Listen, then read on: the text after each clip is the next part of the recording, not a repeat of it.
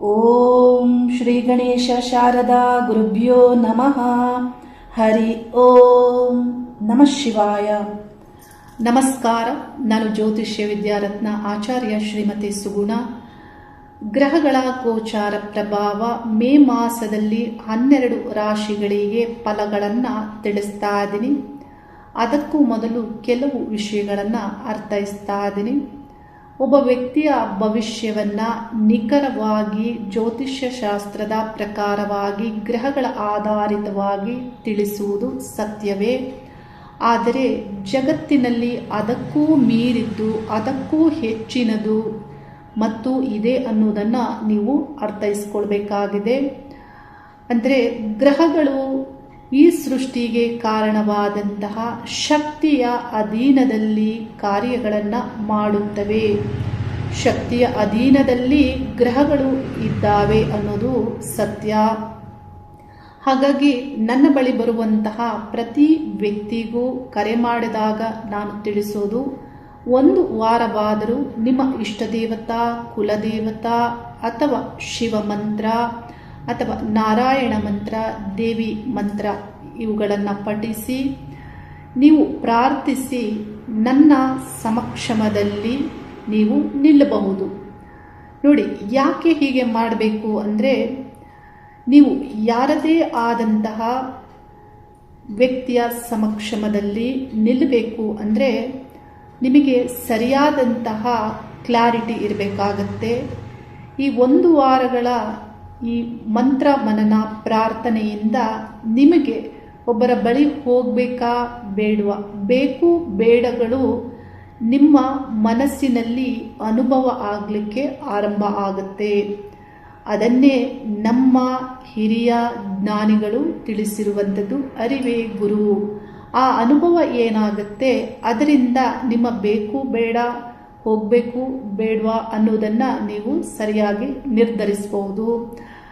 ಆ ಒಂದು ಶಕ್ತಿಯ ಪ್ರಭಾವದಿಂದಲೇ ನೀವು ಇನ್ನೊಬ್ಬರ ಬಳಿ ಹೋಗಬೇಕಾ ಅನ್ನುವುದು ಇಲ್ಲಿ ನಿರ್ಧಾರಿತ ಆಗುತ್ತೆ.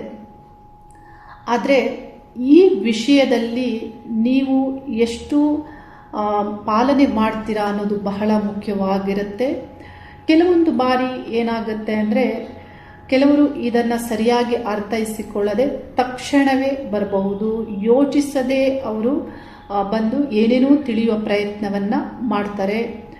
ಕೆಲವು ಸಂದರ್ಭದಲ್ಲಿ ವ್ಯಕ್ತಿಗಳಿಗೆ ಸಮಸ್ಯೆಯ ತೀವ್ರತೆ ಇದ್ದಾಗ, ಘಟನೆಯ ಅವಸರ ಇದ್ದಾಗ, ಯಾವುದೋ ಏನೋ ಇದ್ದಕ್ಕಿದ್ದಂತೆ ಆಗಿ ಹೋದಾಗ, ಅಂಥ ಒಂದು ಸಂದರ್ಭದಲ್ಲಿ ನೀವು ತಕ್ಷಣವೇ ಬರಬಹುದು, ತಕ್ಷಣವೇ ಕರೆ ಮಾಡಬಹುದು. ಅದಕ್ಕೆ ಕಾಲವನ್ನು ನೋಡುವ ಅಗತ್ಯ ಇಲ್ಲ. ಈ ರೀತಿ ನೀವು ತಕ್ಷಣವೇ ಹೋಗಬಹುದು ಯಾರ ಬಳಿ ಆದರೂ. ಆದರೆ ಈ ವಿಷಯವನ್ನು ಯಾಕೆ ನಾನು ತಿಳಿಸ್ತಾ ಇದ್ದೀನಿ ಅಂತ ಹೇಳಿದರೆ, ನಿಮಗೆ ಸರಿಯಾಗಿ ಅರ್ಥ ಆಗಬೇಕು ಜ್ಯೋತಿಷ್ಯ ಶಾಸ್ತ್ರ ಮತ್ತು ಅದಕ್ಕೂ ಮಿಗಿಲಾದದ್ದು ಜಗತ್ತಿನಲ್ಲಿ ಇದೆ ಅನ್ನೋದು. ನನಗೆ ಯೂಟ್ಯೂಬಲ್ಲಿ ನಾನು ಈ ಹಿಂದಿನ ವಿಡಿಯೋಗಳಲ್ಲಿ ಕಮೆಂಟ್ಗಳನ್ನು ನೋಡಿದ್ದೆ. ಅವರು ಏನು ತಿಳಿಸಿದ್ರು ಅದರಲ್ಲಿ ಅಂದರೆ, ನೀವು ಅವರ ಪ್ರೋಗ್ರಾಮ್ ನೋಡಿ, ಆ ಚಾನಲ್ ನೋಡಿ ಅನ್ನೋದನ್ನು ತಿಳಿಸಿದ್ರು. ನೋಡಿ, ಒಬ್ಬ ವ್ಯಕ್ತಿ ಸಮುದ್ರದಿಂದ ಎಷ್ಟು ಕೊಡ ನೀರು ತರಲು ಸಾಧ್ಯ ಅನ್ನೋದನ್ನು ನೀವು ಅರ್ಥ ಮಾಡಿಕೊಳ್ಬೇಕು. ತಂದಂತಹ ಆ ಕೊಡದಲ್ಲಿ ಎಷ್ಟು ಶುದ್ಧ ನೀರಿದೆ ಮತ್ತು ಎಷ್ಟಿದೆ ಅನ್ನೋದನ್ನು ನೀವು ಅರ್ಥ ಮಾಡಿಕೊಳ್ಬೇಕು. 1 ಬಿಂದಿಗೆ, 2 ಬಿಂದಿಗೆ, 3 ಕೊಡ ಎಷ್ಟು ತರಬಹುದು ಒಬ್ಬ ವ್ಯಕ್ತಿ ಒಂದೇ ಬಾರಿಗೆ. ಹಾಗೆ ವ್ಯಕ್ತಿಗಳ ಜ್ಞಾನ ಆಗ್ಬೋದು, ಯಾವುದೇ ವಿಷಯಗಳಿಗೆ ಆಗ್ಬೋದು, ಲಿಮಿಟ್ ಅನ್ನೋದು ಇದ್ದೇ ಇರುತ್ತೆ. ಆದರೆ ನೀವು ಇನ್ನೊಬ್ಬರಿಗೆ ಕಂಪೇರ್ ಮಾಡೋದನ್ನು ಬಿಡಬೇಕಾಗತ್ತೆ. ಪ್ರತಿ ಮನುಷ್ಯನು ವಿಭಿನ್ನವಾದಂತಹ ಸೃಷ್ಟಿ ಆಗಿರೋದ್ರಿಂದ ಪ್ರತಿಯೊಬ್ಬರಿಗೂ ಅವರದ್ದೇ ಆದಂತಹ ಮಾರ್ಗ ಅನ್ನೋದು ಇದ್ದೇ ಇರುತ್ತೆ. ನನಗೆ ಇಲ್ಲಿ ನನ್ನದೇ ಆದಂತಹ ಮಾರ್ಗ ಇದೆ. ಈ ಯೂಟ್ಯೂಬ್ ಅನ್ನೋದು ಕರೋನಾ ಸಂದರ್ಭದಲ್ಲಿ ನಾನು ಸಮಯ ಇದ್ದಾಗ ಪ್ರಾರಂಭಿಸಿದ್ದು. ಆದರೆ ಒಂದಿಷ್ಟು ಫಾಲೋವರ್ಸ್ ಅಲ್ಲಿ ಇದ್ದ ಮೇಲೆ ನಾವು ವಿಡಿಯೋಗಳನ್ನು ಹಾಕಬೇಕು ಅನ್ನುವ ಕಾರಣದಿಂದ ನಾನು ಹಾಕ್ತಾ ಇದ್ದೇನೆ. ಆದರೆ ನೀವು ತಿಳಿಬೇಕು, ಯಾವಾಗಲೂ ಅರ್ಧ ತುಂಬಿದ ಕೊಡ ಶಬ್ದ ಜಾಸ್ತಿ ಮಾಡುತ್ತೆ. ಜ್ಯೋತಿಷಿಗಳನ್ನು ನೀವು ನೋಡ್ಬೋದು, 5 ವರ್ಷ ಅವರು ಜ್ಯೋತಿಷ್ಯ ಶಾಸ್ತ್ರದ ಈ ಒಂದು ಫೀಲ್ಡಲ್ಲಿ ಇದ್ದರೆ 10ಕ್ಕೂ ಹೆಚ್ಚು ಚಾನಲ್ಗಳಲ್ಲಿ ಅವರು ಬಂದಿರ್ತಾರೆ. ಯಾಕೆ ಹೆಚ್ಚು ಪ್ರಚಾರದಲ್ಲಿರ್ತಾರೆ? ಯಾಕೆ ಅಲ್ಲಿ ಇಲ್ಲಿ ಎಲ್ಲ ಕಡೆ ಹೋಗ್ತಾರೆ ಅಂದರೆ ಅವ್ರ ಹತ್ರ ಯಾರು ಹೋಗೋದಿಲ್ಲ ಅನ್ನುವ ಅರ್ಥೈಸುತ್ತೆ. ಇಲ್ಲಿ ಅಮೂಲ್ಯವಾದುದು ಇದ್ದರೆ ಅದಕ್ಕೆ ಪ್ರಚಾರ ಅನ್ನೋದು ಹೆಚ್ಚು ಬೇಕಾಗಿಲ್ಲ. ನಿತ್ಯ ನೀವು ಹೆಚ್ಚು ಕೆಲಸ ಕಾರ್ಯಗಳಲ್ಲಿ ತೊಡಗಿಸಿಕೊಂಡಾಗ ನಿಮಗೆ ಅದಕ್ಕೆ ಸಮಯವೇ ಇರೋದಿಲ್ಲ. ಹಾಗೆ ಇಲ್ಲಿ ನೀವು ಅರ್ಥ ಮಾಡಿಕೊಳ್ಬೇಕು, ಅರ್ಧ ತುಂಬಿದ ಕೊಡ ಯಾವಾಗಲೂ ಶಬ್ದವನ್ನು ಜಾಸ್ತಿ ಮಾಡುತ್ತೆ, ಹೆಚ್ಚು ಪ್ರಚಾರವನ್ನು ಬಯಸುತ್ತೆ. ನೋಡಿ, 5 ವರ್ಷದಿಂದಲೂ ನನ್ನ ಹೆಸರಿನಿಂದಲೇ ನಾನು ನಿಮ್ಮ ಒಂದು ವಿಷಯಗಳಿಗೆ ಇಲ್ಲಿ ಯೂಟ್ಯೂಬಲ್ಲಿ ಉತ್ತರಗಳನ್ನು ಕೊಡ್ತಾ ಇರುವಂಥದ್ದು, ನನ್ನ ಜ್ಞಾನವನ್ನು ಇಲ್ಲಿ ತಿಳಿಸ್ತಾ ಇರುವಂಥದ್ದು ಆಗಿದೆ. ಹಾಗಾಗಿ ಇನ್ನೊಬ್ಬರಿಗೆ ಕಂಪೇರ್ ಮಾಡೋದನ್ನು ನೀವು ಬಿಡಬೇಕಾಗತ್ತೆ. ಅಷ್ಟಕ್ಕೂ ಜ್ಯೋತಿಷ್ಯ ಶಾಸ್ತ್ರದ ಗ್ರಹಗಳ ವಿಷಯ, ನಿಯಮಾವಳಿಗಳು ಒಬ್ಬ ವ್ಯಕ್ತಿಯ ಭವಿಷ್ಯ ಅಥವಾ ಒಬ್ಬ ವ್ಯಕ್ತಿಯ ರಹಸ್ಯವನ್ನು ತಿಳಿಯುವುದಕ್ಕೆ ನನಗೆ ಬೇಕೇ ಬೇಕು ಅನ್ನುವುದಿಲ್ಲ. ಯಾಕೆಂದರೆ ಜ್ಯೋತಿಷ್ಯ ಶಾಸ್ತ್ರವನ್ನು ನಾನು ಅನಂತರ ಕಲ್ತಿರುವಂಥದ್ದು. ಆದರೆ ಪ್ರಾರಂಭದಲ್ಲಿಯೂ ನನ್ನಲ್ಲಿ ಬೇರೆದೇ ಆದಂತಹ ವಿಷಯಗಳಿತ್ತು. ಅದನ್ನು ಇಲ್ಲಿ ಪ್ರಚಾರದಲ್ಲಿ ಹೇಳುವ ಅಗತ್ಯ ಇಲ್ಲ.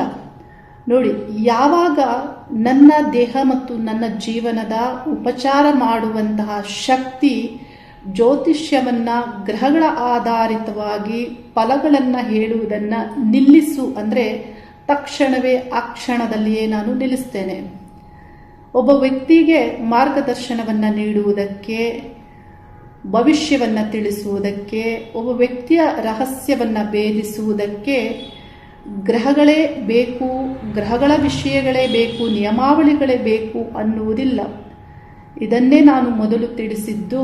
ಈ ಜಗತ್ತಿನಲ್ಲಿ ಗ್ರಹಗಳಿಗೂ ಮಿಗಿಲಾದದ್ದು ಇದೆ ಅನ್ನೋದನ್ನು ನಾನು ತಿಳಿಸ್ದೆ.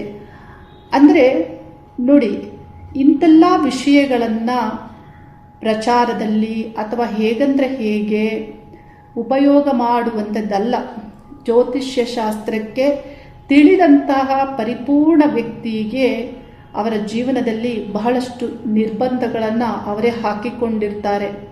ನೋಡಿ, ಜ್ಯೋತಿಷಿಗಳು ನೀವು ನೋಡಿರ್ಬೋದು, ಒಬ್ಬ ವ್ಯಕ್ತಿಯ ಪರ್ಸ್ನಲ್ ವಿಷಯಗಳನ್ನು ಪಬ್ಲಿಕ್ ಆಗಿ ಹೆಸರಿಟ್ಟು ಚರ್ಚೆ ಮಾಡ್ತಾರೆ. ಜ್ಯೋತಿಷ್ಯ ಶಾಸ್ತ್ರದಲ್ಲಿ ಇದು ಇಲ್ಲವೇ ಇಲ್ಲ. ಯಾವುದೇ ವ್ಯಕ್ತಿ ಆಗ್ಬೋದು, ಫೇಮಸ್ ಆಗಿರ್ಬೋದು ಅಥವಾ ಆ ವ್ಯಕ್ತಿ ರಾಜಕಾರಣಿ ಆಗ್ಬೋದು, ಆ್ಯಕ್ಟರ್ ಆಗ್ಬೋದು, ಇವರ ವಿಷಯಗಳನ್ನು ಜ್ಯೋತಿಷ್ಯ ಶಾಸ್ತ್ರದಲ್ಲಿ ಹೇಗಂದ್ರೆ ಹೇಗೆ ಚರ್ಚೆ ಮಾಡುವಂತಿಲ್ಲ. ಇದೆಲ್ಲ ಯಾಕೆ ಚರ್ಚೆ ಆಗುತ್ತೆ ಅಂದರೆ ಪ್ರಚಾರಕ್ಕಾಗಿ ಆಗುತ್ತೆ. ಭಾರತದಲ್ಲಿ ರ್ಯಾಂಡಮ್ ಆಸ್ಟ್ರಾಲಜಿಯಿಂದ ಏನು ಹೆಚ್ಚು ವೀಕ್ಷಣೆ ಆಗುತ್ತೆ, ಅದಕ್ಕಾಗಿ ಹೆಚ್ಚು ವಿಡಿಯೋಗಳನ್ನು ಜನರು ಹೆಚ್ಚು ಮಾಡ್ತಾರೆ. ಇದನ್ನು ನೀವು ಸರಿಯಾಗಿ ಅರ್ಥ ಮಾಡ್ಕೊಳ್ಬೇಕು. ಇನ್ನೊಬ್ಬರನ್ನು ಕಂಪೇರ್ ಮಾಡೋದನ್ನು ಬಿಡಬೇಕಾಗತ್ತೆ. ನನ್ನ ಯೂಟ್ಯೂಬ್ ಕರೋನಾ ಸಂದರ್ಭದಲ್ಲಿ ಇದು ನಾನು ಸ್ಟಾರ್ಟ್ ಮಾಡಿದ್ದೇನೆ ಮತ್ತು ನನ್ನ ವಿಡಿಯೋಗಳಲ್ಲಿ ಯಾರಿಗೂ ಲೈಕ್ ಮಾಡಿ, ಕಮೆಂಟ್ಸ್ ಮಾಡಿ ಮತ್ತು ಸಬ್ಸ್ಕ್ರೈಬ್ ಆಗಿ ಅನ್ನೋದನ್ನು ಇಲ್ಲಿವರೆಗೆ ನಾನು ಕೇಳಿಲ್ಲ. ಕಾರಣ ಏನಂದರೆ ನೋಡಿ, ಯಾರಿಗೆ ನನ್ನಿಂದ ಸಮಸ್ಯೆಗಳು ಪರಿಹಾರ ಆಗಬೇಕು ಅನ್ನುವಂತಹ ನಿರ್ಧಾರ ಆಗಿರುತ್ತೆ ಅಂಥವರು ನನ್ನ ಬಳಿ ಬಂದೇ ಬರ್ತಾರೆ. ನೋಡಿ, ಕಾಲ ಭಗವಂತ ಯಾಕೆ ಇರೋದು? ನಾವೇ ಎಲ್ಲ ಮಾಡಿಕೊಳ್ಳುವುದಾದರೆ, ನಮ್ಮಿಂದಲೇ ಎಲ್ಲವೂ ಆಗೋದಾದರೆ ಈಶ್ವರ ಯಾಕೆ ಇರೋದು? ನೋಡಿ, ಯಾರಿಂದ ಯಾವ ಸಮಸ್ಯೆ ಮುಗಿಬೇಕು, ಅಂತ್ಯ ಆಗಬೇಕು ಅನ್ನೋದು ನಿರ್ಧರಿಸಲ್ಪಟ್ಟಿರುತ್ತೆ. ಅಷ್ಟಕ್ಕೂ ಮನುಷ್ಯ ಜೀವಿಸೋದಕ್ಕೆ ಈ ಒಂದು ಭೂಮಿಯಲ್ಲಿ ಬೇಕಾದಂತಹ ವಿಷಯಗಳು ಸರಳವಾಗಿದ್ದರೆ ಸಾಕು, ಅತಿಯಾದದ್ದು ಯಾವುದು ಬೇಡ. ಹೀಗೆ ಈ ವಿಷಯಗಳನ್ನು ಅರ್ಥ ಮಾಡ್ಕೊಳ್ಳಿ. ನನಗೆ ನೀವು ಕಮೆಂಟ್ಸ್ ಹಾಕೋ ಮುಂಚೆ ಯೋಚನೆ ಮಾಡಿ ನನ್ನ ಬಗ್ಗೆ ತಿಳಿದುಕೊಂಡು ನೀವು ಕಮೆಂಟ್ಸನ್ನು ಮಾಡಿ ಅನ್ನೋದನ್ನು ನಾನು ತಿಳಿಸ್ತಾ ಇದ್ದೇನೆ. ಮೇ ಮಾಸದಲ್ಲಿ ಗ್ರಹಗಳ ಗೋಚಾರದಲ್ಲಿ ಗ್ರಹಗಳ ಸಂಚಾರ ಸ್ಥಿತಿ, ಮೇಷರಾಶಿಯಲ್ಲಿ ಗ್ರಹಗಳಲ್ಲಿಯೇ ಮುಖ್ಯ ಗ್ರಹ ಸೂರ್ಯಗ್ರಹ 15 ದಿನಗಳ ಕಾಲ ಸಂಚಾರ ಮತ್ತು ವೃಷಭ ರಾಶಿಯಲ್ಲಿ 15 ದಿನಗಳ ಕಾಲ ಸಂಚಾರ ಆಗಲಿದ್ದು, ಸೂರ್ಯನೊಂದಿಗೆ ಬುಧ ಗ್ರಹ ಮೇಷ ಮತ್ತು ವೃಷಭದಲ್ಲಿ ಸಂಚಾರ ಆಗಲಿದ್ದು, ಶುಕ್ರ ಗ್ರಹ ವೃಷಭ ರಾಶಿಯಲ್ಲಿ ಮತ್ತು ಮಿಥುನ ರಾಶಿಯಲ್ಲಿ ಸಂಚಾರ ಮಾಡಲಿದ್ದು, ಕುಜ ಗ್ರಹ ಮೀನ ರಾಶಿಯಲ್ಲಿ ಮತ್ತು ಮೇಷ ರಾಶಿಯಲ್ಲಿ ಸಂಚಾರ ಮಾಡಲಿದ್ದು, ರಾಹುಕೇತು ಗ್ರಹಗಳು ಸಿಂಹ ರಾಶಿ ಕುಂಭ ರಾಶಿಯಲ್ಲಿ ಸಂಚಾರ ಮಾಡಲಿದ್ದು, ಶನಿ ಗ್ರಹ ಮೀನ ರಾಶಿಯಲ್ಲಿ ಸಂಚಾರ, ಗುರುಗ್ರಹ ಮಿಥುನ ರಾಶಿಯಲ್ಲಿಯೇ ಸಂಚಾರ ಮಾಡಲಿದ್ದು, ಈ ಗ್ರಹಗಳ ಗೋಚಾರ ಪ್ರಭಾವ 12 ರಾಶಿಗಳಿಗೆ ಮೇ ಮಾಸದಲ್ಲಿ ಫಲಗಳನ್ನು ತಿಳಿಸ್ತಾ ಇದ್ದೇನೆ. ತುಲಾ ರಾಶಿಯವರಿಗೆ ಮೇ ಮಾಸದಲ್ಲಿ ರಾಶ್ಯಾಧಿಪತಿ ಶುಕ್ರ ಗ್ರಹ ಅಷ್ಟಮ ಸ್ಥಾನದಲ್ಲಿ ಮೇ ಮಾಸದ 14ನೇ ದಿನಾಂಕದವರೆಗೆ ವೃಷಭ ರಾಶಿ ಸ್ವರಾಶಿಯಲ್ಲಿ ಸಂಚಾರ ಮಾಡೋದ್ರಿಂದ ನಿಮ್ಮ ಕೆಲಸ ಕಾರ್ಯಗಳಲ್ಲಿ ನಿಮಗೆ ವಿಳಂಬ ಆಗಬಹುದು, ಒತ್ತಡಗಳು ಆಗಬಹುದು, ಹಾರ್ಡ್ ವರ್ಕ್ ಮಾಡಬೇಕಾಗಿ ಬರಬಹುದು. ಆದರೂ ಈ ಗ್ರಹ ಸ್ವರಾಶಿ ವೃಷಭ ಆಗಿರೋದ್ರಿಂದ, ರಾಶ್ಯಾಧಿಪತಿ ಆಗಿರೋದ್ರಿಂದ ವಿಭಿನ್ನವಾದಂತಹ ಫಲವನ್ನು ಆ ಸ್ಥಾನದಲ್ಲಿ ನೀಡ್ತಾರೆ. ಹೊಸ ರೀತಿಯಲ್ಲಿ ಅನಿರೀಕ್ಷಿತವಾದಂತಹ ಬದಲಾವಣೆಗಳನ್ನು ಮಾಡ್ಕೊಳ್ತೀರಾ ತುಲಾರಾಶಿಯವರು. ಆ ರೀತಿ ನಿಮ್ಮ ಆಲೋಚನೆಗಳು ಬರುತ್ತೆ, ಚೇಂಜಸ್ ಅನ್ನ ಮಾಡ್ಕೊಳ್ಬೇಕು ಹೊಸ ರೀತಿಯಲ್ಲಿ ಅನ್ನುವಂತಹ ಮೈಂಡ್ ಸೆಟ್ ಕ್ರಿಯೇಟ್ ಆಗುತ್ತೆ. ಅದೇ ಕಾಲಕ್ಕೆ ಸೂರ್ಯ ಮತ್ತು ಬುಧ ಗ್ರಹಗಳು ನಿಮ್ಮ ಜನ್ಮ ರಾಶಿಯನ್ನ ವೀಕ್ಷಣೆ ಮಾಡ್ತಾರೆ. ಇನ್ನು ಆ ಸ್ಥಾನದಲ್ಲಿ ಅಷ್ಟಮ ಸ್ಥಾನದಲ್ಲಿ ಶುಕ್ರ ಗ್ರಹ ನಿಗೂಢ ವಿಷಯಗಳ ಆಸಕ್ತಿಯನ್ನು ನಿಮಗೆ ನೀಡಲಿದ್ದು, ಅದು ನಿಗೂಢ ವಿಜ್ಞಾನ ಆದರೂ ಆಗ್ಬೋದು, ಆಧ್ಯಾತ್ಮಿಕ ವಿಷಯಗಳಾದರೂ ಆಗ್ಬೋದು, ನಿಮ್ಮ ಬಗ್ಗೆ ಆದರೂ ಆಗ್ಬೋದು, ಇತರರ ಬಗ್ಗೆ ಆಗ್ಬೋದು, ರಹಸ್ಯ ವಿಷಯಗಳ ಮೇಲೆ ಪ್ರಭಾವ ಮಾಡಲಿದೆ ಈ ಗ್ರಹ. ಮತ್ತು ರಹಸ್ಯ ವಿಷಯಗಳನ್ನು ಮೇಂಟೈನ್ ಮಾಡ್ತೀರಾ. ಈ ಸ್ಥಾನದಲ್ಲಿ ಈ ಗ್ರಹಗಳ ಪ್ರಭಾವ ಹೀಗಿದೆ. ಇನ್ನು ಈ ಗ್ರಹ ಅಷ್ಟಮದಿಂದ ನವಮ ಸ್ಥಾನವನ್ನ 14ನೇ ದಿನಾಂಕ ಪ್ರವೇಶ ಮಾಡೋದ್ರಿಂದ ನಿಮಗೆ ಆ ನವಮ ಸ್ಥಾನದಲ್ಲಿ ಹೈಯರ್ ಲರ್ನಿಂಗ್ ಮೈಂಡ್ ಸೆಟ್ ಇರಲಿದೆ. ಗುರುಗ್ರಹ ಕಲಿಕಾ ಗ್ರಹ, ಆ ಗ್ರಹದೊಂದಿಗೆ ಪ್ರತಿಭೆಗೆ ಕಾರಕವಾದಂತಹ ಗ್ರಹ ಶುಕ್ರ ಗ್ರಹ ಸಂಯೋಗಗೊಳ್ಳೋದ್ರಿಂದ ನಿಮ್ಮಲ್ಲೇನಿರುತ್ತೆ ಆ ಟ್ಯಾಲೆಂಟ್ ಅನ್ನ ಹೊರಹಾಕುವುದರ ಬಗ್ಗೆ ಬಹಳ ದೊಡ್ಡದಾಗಿ ಯೋಚನೆ ಮಾಡ್ತಾ ಇರ್ತೀರಾ. ಅಂತಹ ಒಂದು ಆಲೋಚನೆಗಳು ಈ ಮಾಸದಲ್ಲಿ ಬರಲಿದೆ. ಇನ್ನು ಕೆಲಸ ಕಾರ್ಯ ವಿಷಯಗಳಲ್ಲಿ ಹಾರ್ಡ್ ವರ್ಕ್ ಮಾಡಬೇಕಾಗುತ್ತೆ. ಪ್ರಾರಂಭದಲ್ಲಿ ಒತ್ತಡಗಳು ವಿಳಂಬವೂ ಆಗಬಹುದು, ಎಫರ್ಟ್ ಹಾಕಬೇಕಾಗುತ್ತೆ. ಪ್ರಾರಂಭದಲ್ಲಿ ಭಯ ಆತಂಕಕ್ಕೆ ಕೆಲವು ಸಂದರ್ಭದಲ್ಲಿ ಒಳಗಾಗಬಹುದು. ಏಕೆಂದರೆ ಅಷ್ಟಮ ಸ್ಥಾನದಲ್ಲಿ ಅನಿರೀಕ್ಷಿತವಾಗಿ ಬರಬಹುದಾದಂತಹ ಸಡನ್ ಆಗಿ ಬರಬಹುದಾದಂತಹ ಸಮಸ್ಯೆಗಳು ಮತ್ತು ಘಟಿಸಬಹುದಾದ ಘಟನೆಗಳಿಗೆ ಈ ಗ್ರಹಗಳು ಪ್ರಭಾವ ಮಾಡುತ್ತಾರೆ. ಇದೇ ಸ್ಥಾನವನ್ನ ಸೂರ್ಯ ಗ್ರಹ ಬುಧ ಗ್ರಹಗಳು ಪ್ರವೇಶ ಮಾಡೋದ್ರಿಂದ ಈ ಮಾಸ ಪೂರ್ಣ ಆ ರೀತಿ ಅಲ್ಲಿ ವೈಬ್ರೇಷನ್ ಇರುತ್ತೆ. ಸಡನ್ ಆಗಿ ಆಗಬಹುದಾದ ವಿಷಯಗಳ ಬಗ್ಗೆ ಯಾವ ರೀತಿ ಅಂದ್ರೆ ಸಡನ್ ಆಗಿ ಎಲ್ಲ ಹೊರಗಡೆ ಹೋಗಿರ್ತೀರಾ, ನಿಮಗೆ ಖರ್ಚು ಬರಬಹುದು, ವಿಪರೀತವಾದ ಸಡನ್ ಖರ್ಚು ಬರಬಹುದು, ಅಲ್ಲೇನೋ ಆಗಬಹುದು, ಸಡನ್ ಆಗಿ ಏನೋ ಬದಲಾವಣೆಗಳನ್ನ ಮಾಡಿಕೊಳ್ಳುವಂತೆ ಆಗ್ಬಹುದು. ಈ ವಿಷಯ ಹೀಗೆ ನಡಿಬೇಕು ಅಂತ ಅಂದುಕೊಂಡಿರ್ತೀರಾ, ಅದು ನಡೆದೇ ಇರಬಹುದು. ಈ ರೀತಿ ಆದಾಗ ಭಯ ಆತಂಕಕ್ಕೆ ಒಳಗಾಗುವಂತಹ ಸಾಧ್ಯತೆಯೂ ಇದೆ. ಇಲ್ಲಿ ಈ ಗ್ರಹ ಅಷ್ಟಮದಲ್ಲಿ ಸಂಚರಿಸಿದರೂ ನಿಮ್ಮ ಜಾಗೃತಿ ನೀವು ತೆಗೆದುಕೊಂಡ್ರೆ ಯಾವುದೇ ಹೆಚ್ಚಿನ ಸಮಸ್ಯೆಗಳಾಗೋದಿಲ್ಲ. ಮುಖ್ಯವಾಗಿ ನಿಮ್ಮ ಆರೋಗ್ಯದ ಬಗ್ಗೆ, ನಿಮ್ಮ ಕಾರ್ಯಗಳ ಬಗ್ಗೆ ಮತ್ತು ಸಾಲದ ಬಗ್ಗೆ ನೀವು ಜಾಗೃತಿಯನ್ನು ತೆಗೆದುಕೊಳ್ಬೇಕು. ಮತ್ತು ಶತ್ರುಗಳ ಬಗ್ಗೆ, ಶತ್ರುಗಳನ್ನ ಎಳೆದುಕೊಳ್ಳಬಾರ್ದು, ಅವರ ವಿಷಯಗಳಿಗೆ ಹೆಚ್ಚು ಹೋಗಬಾರ್ದು, ಬುದ್ಧಿವಂತಿಕೆಯಿಂದ ಹ್ಯಾಂಡಲ್ ಮಾಡಬೇಕು. ಅವರಿಂದ ದೂರ ಇದ್ದಷ್ಟು ಬಹಳ ಒಳ್ಳೆಯದು. ಈ 3 ವಿಷಯಗಳಲ್ಲಿ ಹೆಚ್ಚು ಜಾಗೃತಿಯನ್ನು ತೆಗೆದುಕೊಳ್ಳಿ. ಯಾವುದೇ ಸಮಸ್ಯೆಗಳು ತುಲಾರಾಶಿಯವರಿಗೆ ರಾಶ್ಯಾಧಿಪತಿಯ ಅಷ್ಟಮದಲ್ಲಿ ಸಂಚರಿಸಿದರೂ ಆಗೋದಿಲ್ಲ. ಇನ್ನು ಪರಿಹಾರವಾಗಿ ನೀವು ಲಕ್ಷ್ಮಿ ಅಷ್ಟೋತ್ತರವನ್ನ ನಿತ್ಯ ಪಠನೆ ಮಾಡಬಹುದು.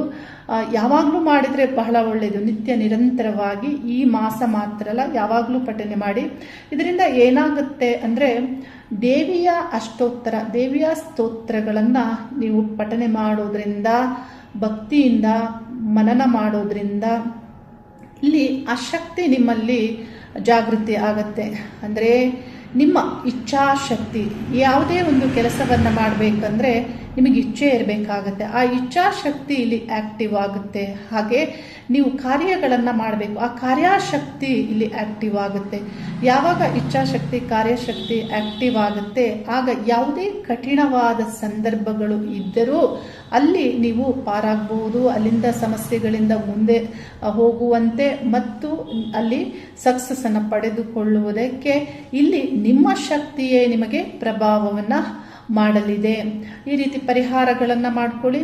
ಇನ್ನು ಉದ್ಯೋಗದ ವಿಷಯದಲ್ಲಿ ಸಪ್ತಮದಿಂದ ಸೂರ್ಯಗ್ರಹ ನಿಮ್ಮ ಜನ್ಮ ರಾಶಿಯನ್ನು ವೀಕ್ಷಣೆ ಮಾಡೋದ್ರಿಂದ ಪ್ರಾರಂಭದ 2 ವಾರಗಳು ಗೌರ್ಮೆಂಟ್ ಉದ್ಯೋಗಸ್ಥರಿಗೆ ಯಾವುದೇ ಹೆಚ್ಚಿನ ಸಮಸ್ಯೆಗಳಿಲ್ಲ, ಒಳ್ಳೆಯ ಫಲಗಳನ್ನೇ ಈ ಗ್ರಹ ನೀಡಲಿದ್ದು, ಈ ಗ್ರಹ ಅಷ್ಟಮ ಸ್ಥಾನವನ್ನು 15ನೇ ದಿನಾಂಕ ಪ್ರವೇಶ ಮಾಡೋದ್ರಿಂದ ಸ್ವಲ್ಪ ಗೌರ್ಮೆಂಟ್ ಉದ್ಯೋಗಸ್ಥರಿಗೆ ಒತ್ತಡ ಹೆಚ್ಚಾಗಬಹುದು, ನಿಮ್ಮ ಜವಾಬ್ದಾರಿ ನಿಭಾಯಿಸೋದಕ್ಕೆ ಕಷ್ಟ ಆಗ್ಬೋದು ಗೌರ್ಮೆಂಟ್ ಉದ್ಯೋಗಸ್ಥರಿಗೆ. ಇನ್ನು ವ್ಯಾಪಾರ ವ್ಯವಹಾರಸ್ಥರಿಗೆ ವ್ಯಾಪಾರ ವ್ಯವಹಾರದಲ್ಲಿ ನಿಮಗೆ ಈ ಸೂರ್ಯಗ್ರಹ ಲಾಭಾಧಿಪತಿ ಆಗಿರೋದ್ರಿಂದ ಲಾಭದ ಫಲ ದೊರೆಯುತ್ತೆ. ಆದರೆ ವ್ಯವಹಾರಗಳಾಗುವುದಕ್ಕೆ ಅಡೆತಡೆಗಳಿರುತ್ತೆ. ಸ್ಥಾನಾಧಿಪತಿ 6ನೇ ಸ್ಥಾನದಲ್ಲಿ ಶನಿ ಗ್ರಹದೊಂದಿಗೆ ಇರೋದ್ರಿಂದ ಅಡೆತಡೆಗಳ ನಂತರವೇ ನಿಮಗೆ ಲಾಭ ಮತ್ತು ಸಕ್ಸಸ್ ಸಿಗುವಂತೆ ಈ ಗ್ರಹಗಳ ಪ್ರಭಾವ ಇದೆ.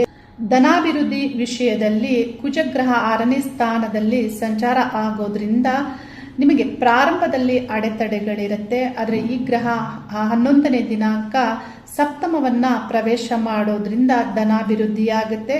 ಅಷ್ಟರಲ್ಲಿ ನಿಮ್ಮ ರಾಶ್ಯಾಧಿಪತಿಯು ಭಾಗ್ಯಸ್ಥಾನದಲ್ಲಿ ಗುರುಗ್ರಹದೊಂದಿಗೆ ಸಂಚಾರ ಮಾಡೋದ್ರಿಂದ ಒಳ್ಳೆ ಫಲಗಳನ್ನು ಪಡೆದುಕೊಳ್ತೀರಾ. ಅದರಲ್ಲಿಯೂ ಈ ಮಾಸದ ಕೊನೆಯಲ್ಲಿ ಶುಕ್ರ ಮತ್ತು ಬುಧ ಗ್ರಹಗಳ ಸಂಯೋಗ ಮಿಥುನ ರಾಶಿಯಲ್ಲಿ ಆಗೋದ್ರಿಂದ ಮತ್ತಷ್ಟು ಧನಾಭಿವೃದ್ಧಿಗೆ ಈ ಗ್ರಹಗಳು ಫಲವನ್ನು ನೀಡಲಿವೆ. ಇನ್ನು ಸೇವಾ ವೃತ್ತಿಯನ್ನು ಮಾಡುವಂತಹ ವ್ಯಕ್ತಿಗಳಿಗೆ ಅಡೆತಡೆಗಳಿರುತ್ತೆ. ಷಷ್ಠ ಸ್ಥಾನದಲ್ಲಿ ಕುಜ ಮತ್ತು ಶನಿ ಗ್ರಹಗಳ ಸಂಚಾರ ಆಗೋದ್ರಿಂದ ಶತ್ರುಗಳ ಕಲಹ, ಇತರರಿಂದ ನಿಮಗೆ ಸಮಸ್ಯೆಗಳಾಗ್ತಾ ಇರುತ್ತೆ. ಬಹಳ ಎಫರ್ಟ್ ಹಾಕ್ತಾ ಇರ್ತೀರಾ, ಹಾರ್ಡ್ ವರ್ಕ್ ಮಾಡ್ತಾ ಇರ್ತೀರಾ, ಶ್ರಮ ಹೆಚ್ಚು ಆಗೋದ್ರಿಂದ ನಿಮಗೆ ಸ್ಟ್ರೆಸ್ಗೆ ಒಳಗಾಗ್ತಾ ಇರ್ತೀರಾ. ಸೇವಾ ವೃತ್ತಿಯನ್ನು ಮಾಡುವವರಿಗೆ ಅಷ್ಟು ಈ ಮಾಸ ಶುಭವಾಗಿರೋದಿಲ್ಲ. ಇನ್ನು ಪತಿ ಪತ್ನಿ ವಿಷಯ ಸಂಬಂಧಪಟ್ಟಂತೆ ಪತಿ ಅಂದರೆ ಈ ಸ್ಥಾನದಲ್ಲಿ ಅಧಿಕಾರಯುತವಾದಂತಹ ಗ್ರಹ ಸೂರ್ಯಗ್ರಹ ಉಚ್ಚ ಆಗಿ ಸಂಚಾರ ಮಾಡೋದ್ರಿಂದ ಪರಸ್ಪರ ಇಬ್ಬರಲ್ಲೂ ಇಲ್ಲಿ ಅಂತ ಒಂದು ಭಾವ ಇರಲಿದೆ. ಅಂದರೆ ಪರಸ್ಪರ ಅಧಿಕಾರವನ್ನು ಚಲಾಯಿಸುವಂತೆ, ಡಾಮಿನೇಟ್ ಮಾಡುವಂತೆ ಈ ಗ್ರಹಗಳ ಪ್ರಭಾವ ಸಪ್ತಮಕ್ಕೆ ಕುಜನ ಪ್ರವೇಶವು ಆಗೋದ್ರಿಂದ ನಿಮ್ಮ ಅಹಮ್ಮನ್ನು ಕಂಟ್ರೋಲ್ ಮಾಡಬೇಕಾಗುತ್ತೆ ರಿಲೇಶನ್ಶಿಪ್ ವಿಷಯದಲ್ಲಿ. ಮತ್ತು ಎದುರಾಳಿಯೊಂದಿಗೆ ವ್ಯವಹರಿಸುವಾಗ ಅಪೋಸಿಟ್ ಪರ್ಸನ್ ಯಾರಿರ್ತಾರೆ, ನೀವೇನೋ ಒಂದು ಪ್ರಾಡಕ್ಟ್ ಕೊಡಬೇಕು, ಯಾವುದೋ ಒಂದು ಡೀಲ್ ಮಾಡಬೇಕು, ಆಗ ನೀವು ಅವರೊಂದಿಗೆ ವ್ಯವಹರಿಸುವ ವಿಷಯದಲ್ಲಿ ವಿವೇಚನೆ ಮತ್ತು ವಿನಯತೆಯಿಂದ ನಡೆದುಕೊಳ್ಳಬೇಕಾಗತ್ತೆ. ಆಗ ಹೆಚ್ಚಿನ ಸಮಸ್ಯೆಗಳು ಆಗೋದಿಲ್ಲ. ಇನ್ನು ವಿದ್ಯಾರ್ಥಿಗಳಿಗೆ ವಿದ್ಯೆ ಸಂಬಂಧಪಟ್ಟಂತೆ ಮಧ್ಯಮ ಫಲಗಳು ದೊರೆಯಲಿದೆ. ಏಕೆಂದರೆ ಪಂಚಮದಲ್ಲಿ ರಾಹುಗ್ರಹ, ಷಷ್ಠ ಸ್ಥಾನದಲ್ಲಿ ಪಂಚಮಾಧಿಪತಿ ಇರೋದ್ರಿಂದ ಮತ್ತು ಭಾಗ್ಯಸ್ಥಾನದಲ್ಲಿ ಗುರುಗ್ರಹದ ಸಂಚಾರ ಆಗ್ತಾ ಇದ್ರು ಗುರುವಿನ ಕ್ಷೇತ್ರಗಳಿಗೆ ಅಂದರೆ ಗುರುಗ್ರಹದ ಸಂಬಂಧಪಟ್ಟಂತಹ ಕಲಿಕೆಗೆ ಬಹಳಷ್ಟು ಒಳ್ಳೆ ಫಲಗಳನ್ನು ಗುರುಗ್ರಹ ಹೈಯರ್ ಲರ್ನಿಂಗ್ ಮಾಡುವವರಿಗೆ ಒಳ್ಳೆ ಫಲ ನೀಡ್ತಾರೆ. ಅಂದರೆ ವೇದಾಧ್ಯಯನ ಮಾಡುವುದು ಮತ್ತು ಲಾ ಓದುವವರಿಗೆ, PhD ಮಾಡುವವರಿಗೆ, ತತ್ವಶಾಸ್ತ್ರ ಓದುವವರಿಗೆ, ಇಂಥ ಸ್ಟೂಡೆಂಟ್ಸ್ಗೆ ಇಲ್ಲಿ ಒಳ್ಳೆ ಫಲವನ್ನು ಈ ಗುರುಗ್ರಹ ನೀಡ್ತಾರೆ. ಆದರೆ ಪಂಚಮಾಧಿಪತಿ ಷಷ್ಠದಲ್ಲಿ ಇರೋದ್ರಿಂದ PU ಪದವಿ ಸಂಬಂಧಪಟ್ಟಂತಹ ಸ್ಟೂಡೆಂಟ್ಸ್ಗೆ ಇಲ್ಲಿ ಮಧ್ಯಮ ಫಲಗಳು ದೊರೆಯಲಿದೆ. ಇನ್ನು ದೂರ ಪ್ರಯಾಣದ ವಿಷಯ ಸಂಬಂಧಪಟ್ಟಂತೆ ಗುರುಗ್ರಹ ಶುಕ್ರ ಗ್ರಹಗಳ ಸಂಯೋಗ ಆ ಸ್ಥಾನದಲ್ಲಿ ಆಗ್ತಾ ಇರೋದ್ರಿಂದ ಧಾರ್ಮಿಕವಾದಂತಹ ಪ್ರಯಾಣಗಳಿಗೆ ಮತ್ತು ನಿಮ್ಮ ವಿದ್ಯಾಭ್ಯಾಸದ ಸಂಬಂಧಪಟ್ಟಂತೆ ದೂರ ಪ್ರಯಾಣ ಮಾಡಬೇಕು ಅಂದುಕೊಂಡವರಿಗೆ ತೀರ್ಥಕ್ಷೇತ್ರ ಪ್ರಯಾಣಕ್ಕೆ, ಈ ಪ್ರಯಾಣದ ವಿಷಯದಲ್ಲಿ ದೂರ ಪ್ರಯಾಣಕ್ಕೆ ಈ ಎರಡೂ ಗ್ರಹಗಳು ಒಳ್ಳೆ ಫಲವನ್ನು ನೀಡಲಿವೆ. ಶುಕ್ರ ಮತ್ತು ಗುರು ಗ್ರಹಗಳು ಮತ್ತು ತಂದೆಯ ಸಪೋರ್ಟಿವ್ ಯಾಕೆಂದರೆ ಈ ಸ್ಥಾನ ತಂದೆ, ಧಾರ್ಮಿಕತೆ ಈ ಒಂದು ವಿಷಯಗಳನ್ನು ಸೂಚಿಸೋದ್ರಿಂದ ಈ ವಿಷಯಗಳಿಗೂ ಧಾರ್ಮಿಕ ವಿಷಯಗಳಿಗೂ ಗುರುಗ್ರಹ ಶುಕ್ರ ಗ್ರಹಗಳು ಒಳ್ಳೆ ಪ್ರಭಾವವನ್ನು ಮಾಡಲಿವೆ. ಈ ಮಾಸದಲ್ಲಿ ತುಲಾ ರಾಶಿಯವರಿಗೆ ಈ ರೀತಿ ಗೋಚಾರ ಗ್ರಹಗಳ ಫಲ ಇದೆ. ಇವುಗಳನ್ನು ಸರಿಯಾಗಿ ತಿಳಿದುಕೊಂಡು ನಿಮ್ಮ ಮಾಸದ ತಯಾರಿಯನ್ನ ಮಾಡಿಕೊಳ್ಳಿ. ಗುರು ಶುಕ್ರ ಗ್ರಹಗಳ ಸಂಯೋಗ ಈ ಮಾಸದಲ್ಲಿ ಆಗ್ತಾ ಇರೋದ್ರಿಂದ ರೀತಿ ನೀತಿ ನಿಜವಾದ ರಿಯಾಲಿಟಿಯನ್ನ ಫಾಲೋ ಮಾಡುವಂತೆ ಈ ಗ್ರಹಗಳ ಪ್ರಭಾವ ಆಗಲಿದೆ. ಒಳ್ಳೆಯದನ್ನ ಪಾಲನೆ ಮಾಡ್ತೀರಾ, ಒಳ್ಳೆ ಯೋಜನೆಗಳನ್ನ ಮಾಡಿ ಸಕ್ಸಸ್ ಅನ್ನ ಪಡೆದುಕೊಳ್ಳಿ ಅನ್ನೋದನ್ನ ತಿಳಿಸ್ತಾ ಇದ್ದೀನಿ. ದಶಮ ಸ್ಥಾನವನ್ನ ಗುರುಗ್ರಹ ಜೂನ್ ಮಾಸದ 2ನೇ ದಿನಾಂಕ ಪ್ರವೇಶ ಮಾಡೋದ್ರಿಂದ ಮತ್ತಷ್ಟು ಪುಣ್ಯ ಕಾರ್ಯಗಳನ್ನ ಮಾಡುವಂತ ಗುರು ಉಚ್ಚಸ್ಥಾನ, ಗುರುವಿಗೆ ನಿಮ್ಮ ಕರ್ಮಸ್ಥಾನ ಉಚ್ಚಸ್ಥಾನ. ಹಾಗಾಗಿ ಮತ್ತಷ್ಟು ಒಳ್ಳೆಯ ಪುಣ್ಯ ಕಾರ್ಯಗಳನ್ನ ಮಾಡುವಂತಹ ಯೋಗ ತುಲಾರಾಶಿಯವರಿಗೆ ಪ್ರಾಪ್ತಿಯಾಗುತ್ತೆ. ಅದರಲ್ಲಿಯೂ ವಿಶೇಷವಾಗಿ ಈಗಾಗಲೇ ಗುರುಗ್ರಹ ಸ್ವಾತಿ ನಕ್ಷತ್ರದವರಿಗೆ ಸಂಪತ್ತಾರ ಬಲದಲ್ಲಿ ಸಂಚಾರ ಮಾಡ್ತಾ ಇರೋದ್ರಿಂದ ಬಹಳ ಒಳ್ಳೆ ಫಲಗಳನ್ನ ಗುರುಗ್ರಹ ನೀಡುತ್ತಾರೆ. ಯಾಕಂದ್ರೆ ಸ್ವಾತಿ ನಕ್ಷತ್ರಕ್ಕೆ ಪುನರ್ವಸು ನಕ್ಷತ್ರ ಸಂಪತ್ತಾರ ಮತ್ತು ಅದು ಭಾಗ್ಯ ಸ್ಥಾನದಲ್ಲಿ ಇರೋದ್ರಿಂದ ಒಳ್ಳೆ ಫಲಗಳನ್ನ ಈ ಸ್ವಾತಿ ನಕ್ಷತ್ರದವರು ಪಡೆದುಕೊಳ್ತಾ ಇರ್ತೀರ. ಏನೇ ಸಮಸ್ಯೆಗಳಿದ್ದರೂ ಅದರಿಂದ ಹೊರಗೆ ಬರುವಂತಹ ಮಾರ್ಗ ಮತ್ತು ಪುಣ್ಯ ಕಾರ್ಯಗಳು ಮತ್ತು ಒಳ್ಳೆಯದನ್ನ ಅಳವಡಿಸಿಕೊಳ್ಳುವಂತಹ ಕಾಲ ಆಗಿರುತ್ತೆ. ಎಲ್ಲದರಲ್ಲಿಯೂ ಒಳ್ಳೆ ಫಲಗಳು ದೊರೆಯಲಿ ಮತ್ತು ಒಳ್ಳೆಯದರ ಪ್ರೇರಣೆ ಆಗಲಿ ಅನ್ನುವಂತಹ ಪ್ರಾರ್ಥನೆಯನ್ನ ವಿಶ್ವಶಕ್ತಿಯಲ್ಲಿ ಮಾಡುತ್ತಾ ಶುಭವಾಗಲಿ. ಹರಿ ಓಂ ನಮಃ ಶಿವಾಯ.